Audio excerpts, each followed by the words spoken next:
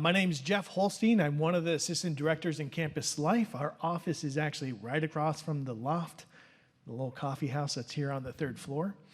And our office kind of encompasses quite a bit. We oversee clubs and organization, leadership development, undergraduate student government, campus traditions, our campus programming board. And we're going to talk a little bit about that more in depth here in just a second. Before we get started, go ahead. Yeah, so I'm Christian Cook, so I am a graduate student here at University of St. Thomas, and I also work as a graduate assistant with Jeff and Aaron over in Campus Life, as well as the co-advisor for STAR, which we'll talk about as well. Yeah, so we get to talk about my favorite piece. This is the area that I oversee. We have about 130 plus clubs here at the University of St. Thomas from a wide range of interests. Coming from like what we see up here, academic quiz bowl, all the way to women in business. Usually what I love to tell students when they're here is that you should really focus on joining two clubs. You can join as many clubs as they want, but really join two types of clubs. One, join a academic-based club.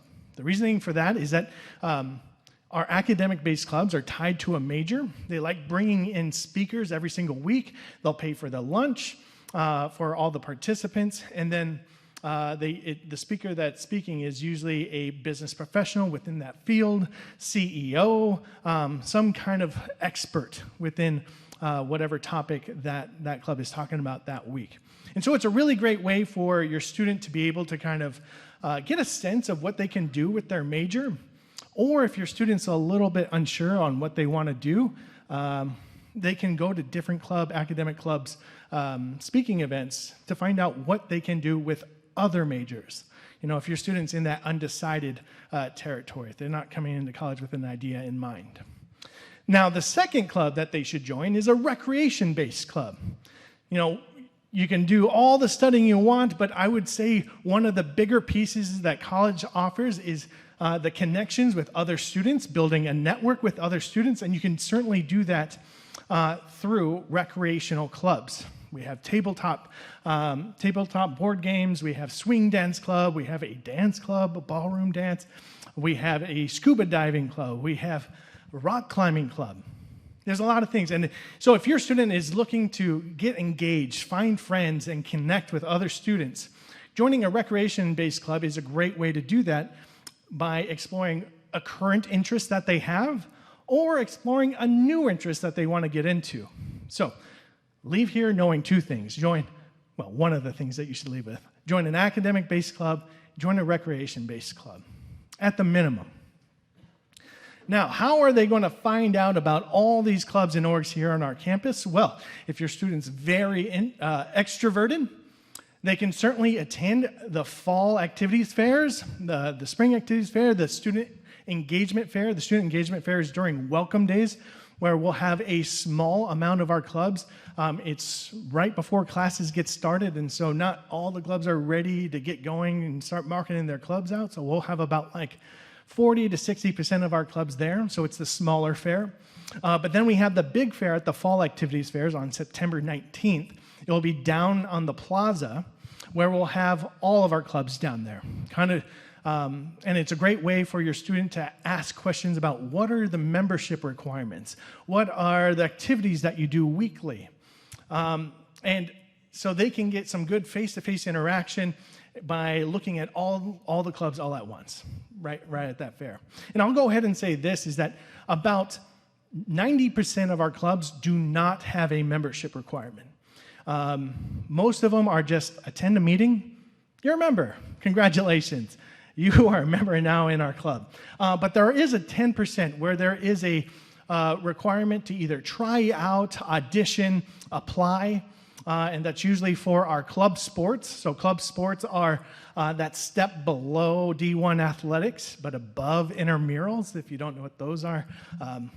Intramurals is just more competitive among your peers. But club sports is where you're competing against other universities within a league, but it's not as competitive, obviously, as Division I athletics. And so working out and practices are definitely not as intensive as it would be for D1 athletics.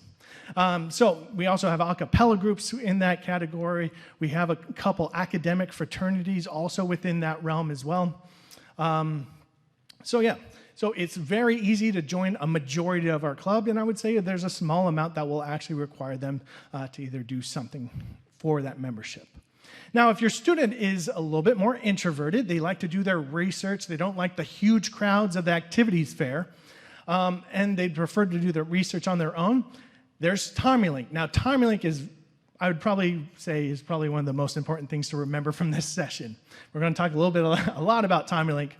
But TimeLink is our main student engagement portal. This is where students are going to find out about the clubs, who are the officers, what is that club about.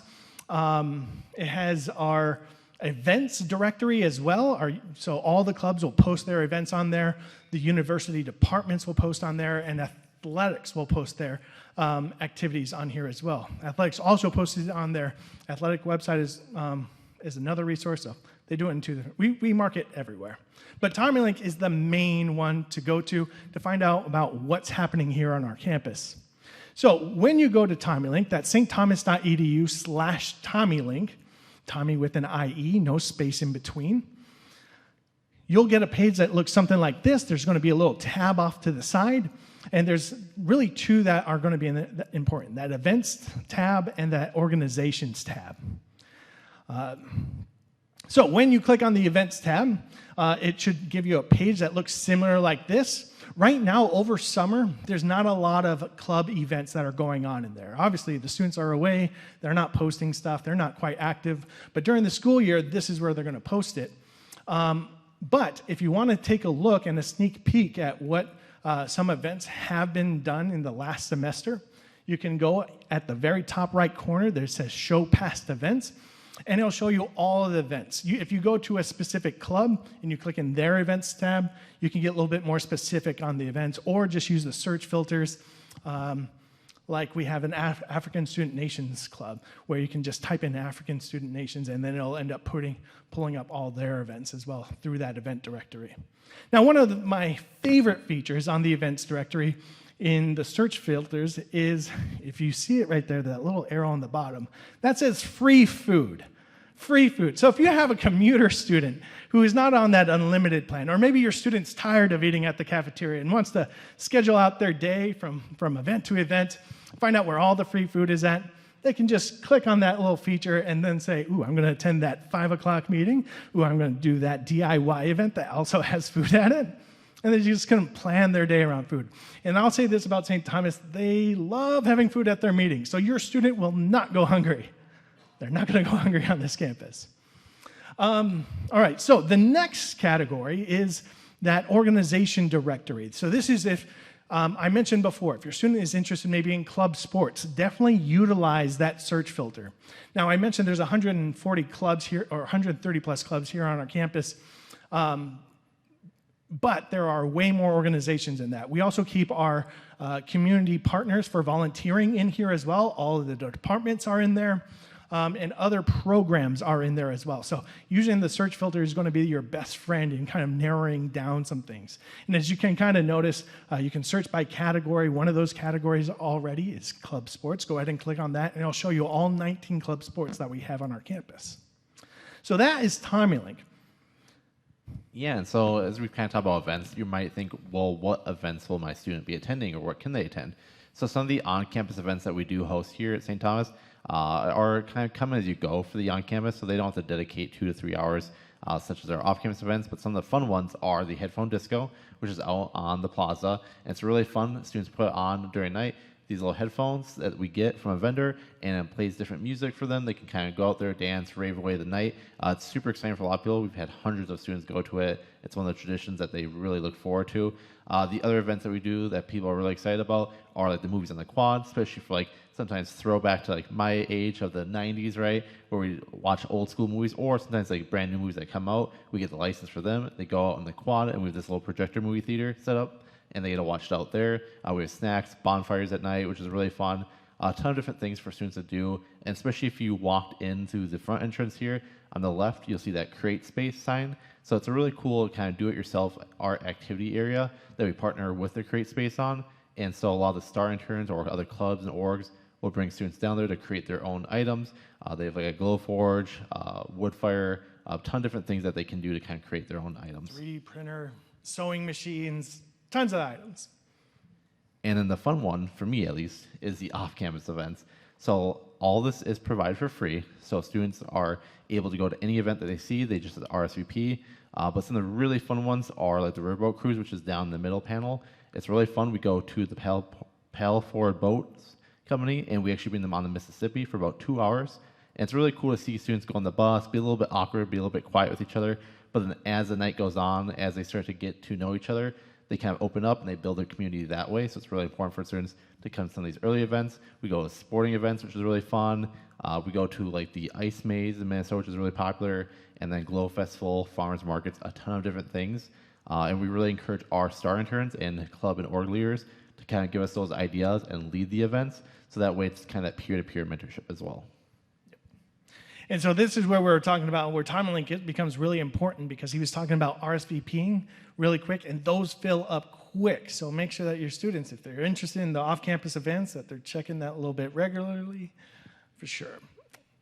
Okay, so talking about clubs, we talked about STAR programming. There is something to do every single weekend for your student. And we have, let's see, I think STAR puts on about 100 events in a year. So break that down, that's 50 a semester. And if you break that down even more, that's about 4 to 3 events a week.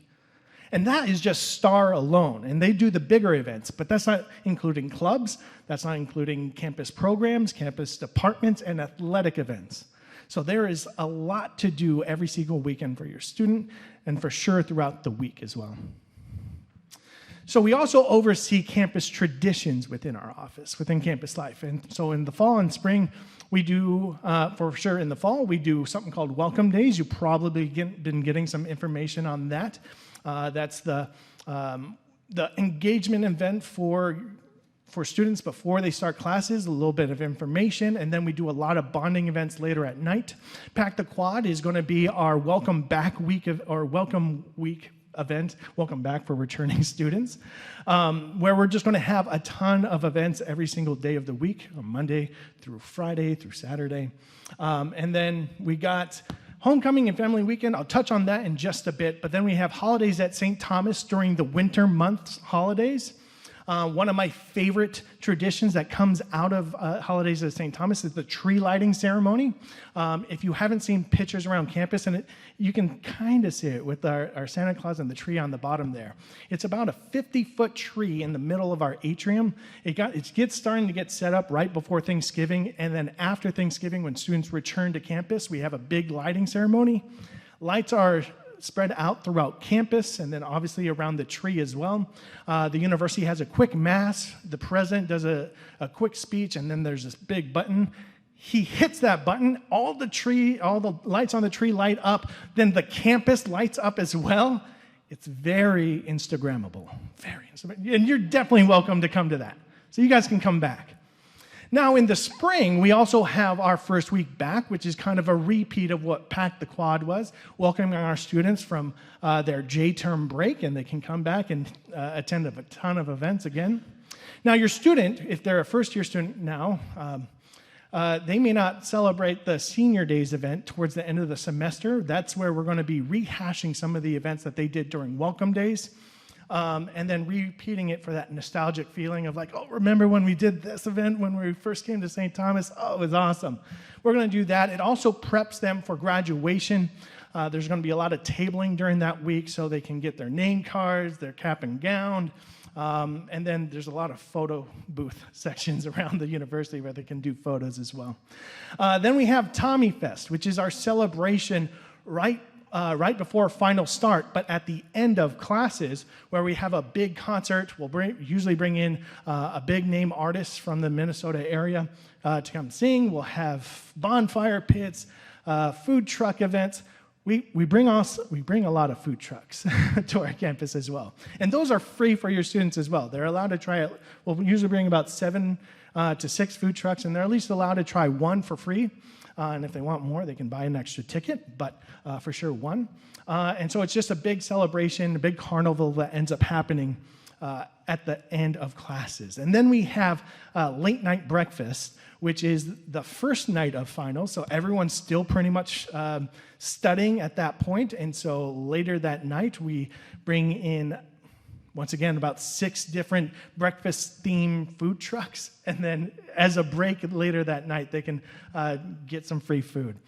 Like I mentioned before, they're not going to go hungry. We will feed your students. So late night breakfast is another fun event that they'll end up doing. Yeah, and so kind of as we talk throughout the PowerPoint presentation, you'll hear maybe the word cohort. And so essentially what that means is it's a group of students that go together, so such as first years, second years, upper division, out-of-state transfer. And what we do is we do intentional programming to support those different cohorts. And it also makes it easier for those students of yours to be able to meet other students within their cohort and kind of help provide them opportunities to make connections with those communities throughout their time here at University of St. Thomas. And it's really, really fun because for the first years, we do, as Jeff mentioned, Welcome Days, which is a huge event for students to kind of get to know each other. And then March to the Arches is another really popular one. So outside behind us, there's these big archways. And what we do is we line up students, get them in purple Tommy gear, friends, community, families, all welcome to attend as well. But we walk these students and march them through the arches, right? And it's a way to kind of really celebrate them starting their journey here at the University of St. Thomas. And when they're done, we do the same as well to signify, hey, you've done it, you made it, you surpassed the journey, right? It's a really, really good kind of touching moment for those students to really say, hey, I've done it. I've completed my journey here at University of St. Thomas. Once again, very Instagrammable. Very Instagrammable. Yeah, and then it's really fun because what we do is at the end of the year, we do a slide in the second year, which is a really fun celebratory event to say, hey, you've done the first the first year of your time here at St. Thomas. And we do a lot of fun events with like actual slides, hence slide in the second year, more food trucks, bonfire pits, stuff like that. But we also do academic support, and we bring in like career services and other folks to say, hey, help show and guide these students what's to be expected and what they should know going into their second year as well, especially with like studying plans, career services with like resume help, looking for jobs, looking for internships. So we do try to touch on the academic support as well. And then talking about like out-of-state students and transfer students, these are cohorts I work with very closely. So for a lot of out-of-state students, whether they're out-of-state here in Minnesota, East Coast, West Coast, or a lot of international students, we do try to support them as well individually. And so what we do is we bring like these smaller groups of students to go like Mall of America, check out Twin Cities Skyways for like food tours, which is really fun. Got into local restaurants like Casetas. And then some other fun ones we've done in October, which is my birthday. We really go crazy for Halloween-esque events and fall festival events, apple orchard picking, we do haunted houses, stuff like that. That might be a first-time experience for them. And then for transfer students, it's really fun because for March to the Arches, we will actually bring in all the transfer students, dress them up in gear, and kind of have them build that community right off the bat, because it tends to be a little bit awkward for some students if they're second years or third years or even sometimes seniors transferring in, because they don't have that like first year experience. But we do provide that for them here as well. And it's funner because it's a much more tight-knit group. And so a lot of the students that I see with both out-of-state and transfer students tend to make that community right off the bat. And as soon as you encourage your students to say, hey, just go try it, go to one of those events, especially for out-of-state and transfer students, they will make that community right away. And then for outdoor rec, which is really fun in Minnesota, right, because we kind of have a limited summer, it's really fun because we do like hiking, we do biking, go on the Mississippi River. What we also do is go canoeing, kayaking, a lot of outdoor events. And then even in Minnesota winter, we try to celebrate those that maybe haven't experienced winter before by going skiing, snowboarding, tubing, stuff like that. And then the really harsh times of the year, like December, we go indoor for like flannel jacks, axe throwing, vertical endeavors. We do rock climbing, a lot of fun team building exercises. Okay, so homecoming. If you're not familiar with the term, this is typically the week where we welcome back our alumni, our community, and also family members as well, to celebrate, remember their times here at St. Thomas. Homecoming. But one of the favorite things that I love that comes out of homecoming, and as you can kind of see, there's a variety of different events that happen during that week, is the homecoming sweatshirt giveaway. It's one of my favorite traditions that we do. Every single year your student is here during homecoming week, they'll end up getting a free sweatshirt. They're very collectible and can collect all four. maybe 5, maybe 5 if that's your situation. But they'll always leave here with some Tommy gear for sure from our homecoming week. And then obviously during the weekend, I think that's when it's really more welcome for the family members to come, because then that's when we do a little bit more family-focused events versus the week that we do stuff. But family weekend, now this is the time when I would really say this is the time to come back to St. Thomas if you're far away, because this is when we intentionally plan events for students to do with their family members.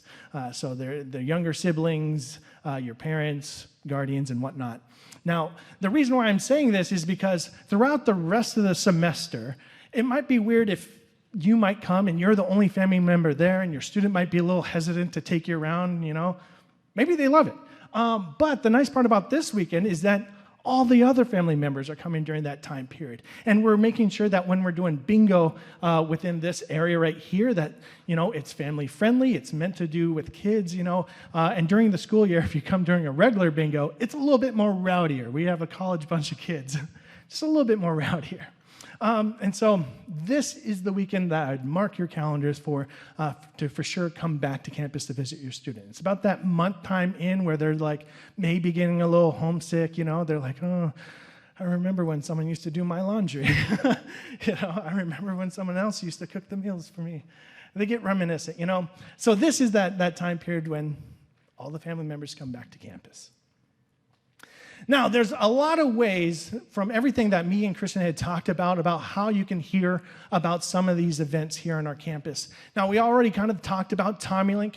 You can visit TommyLink anytime you want, but TommyLink is a visibility-based system where you need to log in to see certain events. Some events are open to the public to see, which you will be able to see, but some are only meant for club members to see, or only logged-in users are able to see. So logged-in users are anyone that has a stthomas.edu email that they can log in with. So if you want to see some of the events behind the wall, talk to your student. That's my suggestion. Now, on Wednesdays, we will send out a weekend events email that will let students know what's coming up. Now, it'll say, so our weekends typically start from a Thursday to Sunday. And that's when we'll let them know, like, hey, this is what was on TommyLink. This is what we know other departments are doing. So we're going to curate that little experience for them to let them know this is what you could do without them having to do the search on their own. We'll also let them know on what's coming up on future weekends as well. So we do like looking ahead. I think that's the title of that section. But so we will let them know what is going to be happening on that weekend. That way they don't have to be like, oh, I'm just going to do Netflix again. That's what I'm going to do. And, that's okay if that's how they want to relax, but we'll definitely let them know about other opportunities. There's also Instagram and social media pages. Instagram, Christian oversees the STAR programming board, and if you're interested in seeing like a sneak peek, they do a lot of stories on their Instagram page. I highly suggest following them. Another good one to follow is a University of St. Thomas Student Affairs Instagram page. I think they do a really great job at curating some of the content of what campus life looks like here at St. Thomas. They'll do a lot of videos. They'll do a lot of interviews, things like that. And then, of course, we got the digital screens around campus that they'll be able to see that are always running different marketing different events happening on our campus. Yeah, and so as we talked about events, we'll kind of pivot a little bit to leadership opportunities here at University of St. Thomas. So I highly encourage you to talk to your student about how they can get involved beyond the classroom and develop those leadership skills. So whether it's being involved in undergraduate student government, which is great, builds a lot of communication skills and conflict resolution, especially as they're kind of like the bridge between a lot of the faculty, the staff, other students on campus. Really, really good opportunity to get involved. And they actually have positions listed specific to what the student's interested in. So if they want to work with like marketing, finances, if they want to work as like an off-campus representative, stuff like that, it's a really good opportunity to check out what they offer. But beyond that, even as Jeff mentioned with clubs and orgs, whether they start their own club or maybe it's the second year or second semester and they want to get involved as a club leader, that's a great opportunity to kind of develop those skill sets. And we'll talk about it a little bit later, but we also try to promote more of leadership skills and leadership development So the student understands that you don't have to just be in a position of positional leadership, but you can actually be a leader anywhere and anytime. So it's a really, really great opportunity for students to get involved. Yeah. I would say that our administration does a really great job before they implement any of their plans. They actually visit with the undergraduate student government first to let them know, hey, this is what we're planning on thinking, either at their general council meetings or within the committees within the undergraduate student government. So there's a public safety committee, a technology and informations committee. There's a clubs committee that helps me make informed decisions on club policies and whatnot. So if your student wants to get heard, talk to a USG representative about certain things. Maybe they have a gripe or they want to celebrate, like, hey, I'm really happy that the university did this. They can talk to the representative, and the representative will share that along. So yeah, USG, really good opportunity.